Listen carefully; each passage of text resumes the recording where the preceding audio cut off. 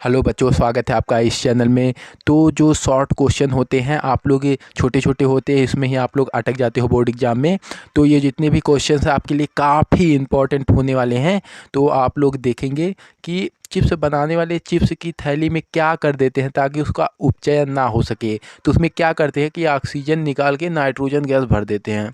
ठीक है, फिर अगला देखेंगे, बुझे चूने का रासायनिक सूत्र लिखिए। क्या होता है रासायनिक सूत्र बुझे चूने का? कैल्शियम ऑक्साइड होता है, CaO, कैल्शियम ऑक्साइड। फिर अगला देखेंगे, ग्लूकोज हमारे शरीर की कोशिकाओं में मौजूद ऑक्सीजन से मिलकर क्या उत्पन्न करता है? जो ग्लूकोज होता है वो कार्बोहाइड्रेट के टूटने पर ग्लूकोज बनता है, C6H12O6 जो होता है ये हमारी शरीर की कोशिकाओं में मौजूद ऑक्सीजन से मिलकर क्या उत्पन्न करता है? इसमें देखेंगे ऊर्जा प्रदान करता है। ठीक है, फिर अगला देखेंगे, भोजन में उपस्थित, वही देखेंगे कार्बोहाइड्रेट टूटने पर क्या मिलता है? ग्लूकोज ही मिलता है, अभी हमने ऊपर ही बता दिया। फिर अगला देखेंगे, विद्युत अपघटन किसे कहते हैं? विद्युत अपघटन क्या होता है? इसे आप लोग इसके नाम से समझ लीजिए, विद्युत अपघटन।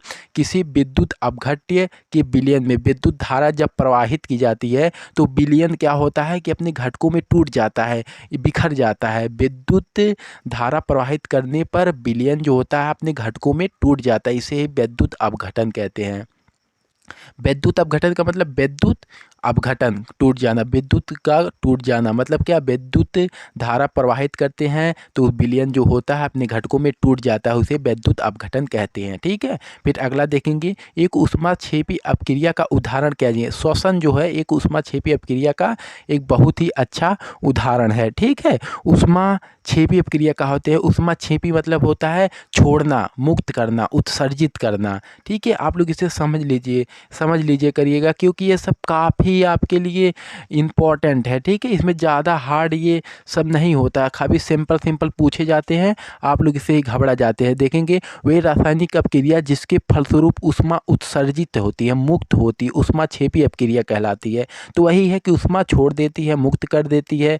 रासायनिक अपक्रिया में जिसके फलस्वरूप ऊष्मा उत्सर्जित हो जाती है, मुक्त हो जाती है, ऊष्माक्षेपी अपक्रिया कहलाती है। ठीक है, फिर अगला देखेंगे, संगमरमर का रासायनिक सूत्र क्या है? कैल्शियम कार्बोनेट, CaCO3 संगमरमर का ये रासायनिक सूत्र है।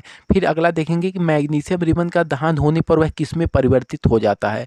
जो मैग्नीशियम रिबन होता है जब इसका दहन होता है तो ये होता क्या इसमें है कि मैग्नीशियम ऑक्साइड के श्वेत रंग के चूड़ के रूप में परिवर्तित हो जाता है। ठीक है, श्वेत रंग के चूड़ में परिवर्तित हो जाता है। फिर अगला देखेंगे, कंकाली समीकरण क्या है? कंकाली समीकरण मतलब कंकाली, कंकाल ऐसे ही समझ लो। कंकाल वह समीकरण जिसके दोनों ओर के तत्वों के परमाणु की संख्या समान ना हो, असमान हो, कंकाली समीकरण कहते हैं। कंकाली से ऐसे समझ लीजिए कि ना कंकाल हो, असमान हो, समान हो ही ना, उसे कंकाली समीकरण कहते हैं। फिर अगला देखेंगे कि यदि जल के साथ जी हो तो वह किस रूप में उपयोग किया जाता है? जी गैस मतलब गैस होता है, तो यह भाप के रूप में प्रयोग किया जाता है। ठीक है, ये सब काफ़ी सिंपल है, आप इससे भयभीत बिल्कुल भी मत होइएगा, और ये सब आपके लिए इम्पॉर्टेंट है, नोट्स पे लिख लीजिएगा। इससे बाहर कुछ भी नहीं आएगा, इतना गारंटी के साथ कह रहा हूँ, इन सब से बाहर कुछ भी नहीं आएगा। अगले वीडियो में जो है इससे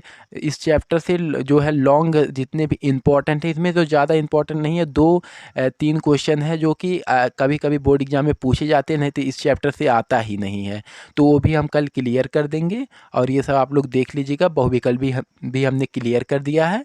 धन्यवाद।